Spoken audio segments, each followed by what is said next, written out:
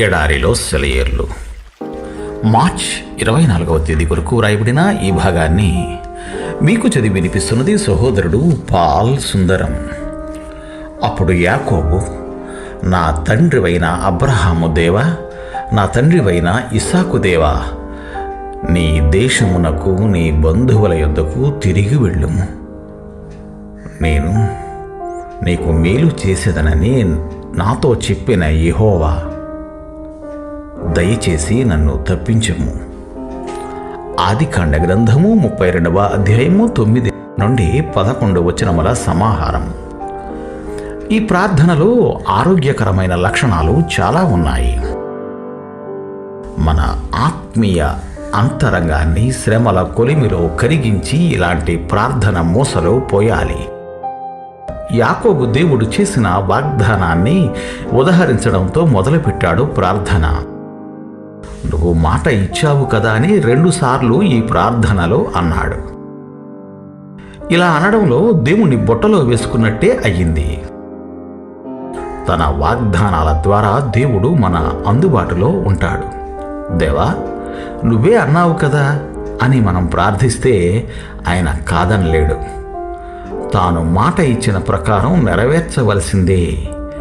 హేరోదు రాజే తను ఇచ్చిన మాటకి కట్టుబడి యోహాను తల నరికించాడు కదా. ఇక దేవుడు మాట తప్పడం ఎలా సాధ్యం? మనకి ఒక నిర్దిష్టమైన వాగ్దానం దొరికేలా ప్రార్థించాలి. ఇంకా దాన్ని చేతబట్టుకొని పరలోక ద్వారాలను కూడా బద్దలు కొట్టే శక్తి సంపాదించుకోవచ్చు. మన విజ్ఞాపనలు సూటిగా ఖచ్చితంగా ఉండాలి.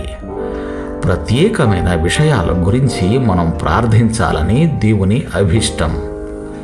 శ్రమల భారాన్ని మోసుకుంటూ ఆయన ఆశ్రయించిన వారిని ఆయన ప్రశ్నిస్తాడు, నేను నీ కొరకు ఏమి చెయ్యాలనుకుంటున్నావు అని. దేవుని నుండి ఖచ్చితమైన జవాబు రావాలని నువ్వు కోరుకుంటే నీ ప్రార్థన కూడా ఖచ్చితంగా ఉండాలి. ప్రార్థనలకు జవాబు రావడం లేదని దిగులు పడుతుంటాము. మన ప్రార్థనలు డొంక తిరుగుడుగా ఉండడమే దీనికి కారణం. నీకు కావాల్సిందేమిటో స్పష్టంగా అడగాలి. ఖాళీ బ్యాంకు చెక్కు నీ దగ్గర ఉంది. నీకు కావలసిన మొత్తం దానిలో నింపి పూర్తి చేసి యేసు పేరిట దాన్ని పరలోకంలో ఇచ్చి నీకు కావలసినంత మొత్తాన్ని పొందు. దేవునితో వ్యవహరించడం నేర్చుకో. మిస్ హోవర్గల్ అనే భక్తురాలు ఇలా అంది, నా జీవిత కాలంలోని సంవత్సరాలన్నింటిలో ప్రతిదినము ఒక విషయం ఉన్న కొద్దీ మరీ తేటతెల్లం అవుతుంది.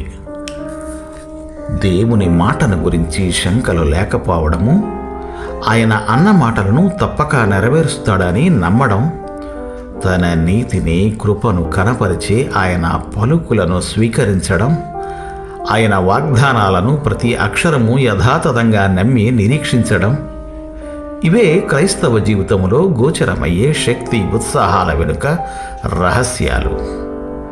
క్రీస్తు మీకిచ్చిన మాట, వాగ్దానం, ఆయన మీకోసం చేసిన త్యాగం, ఆయన రక్తం, వీటన్నిటినీ వెంట తీసుకువెళ్ళండి.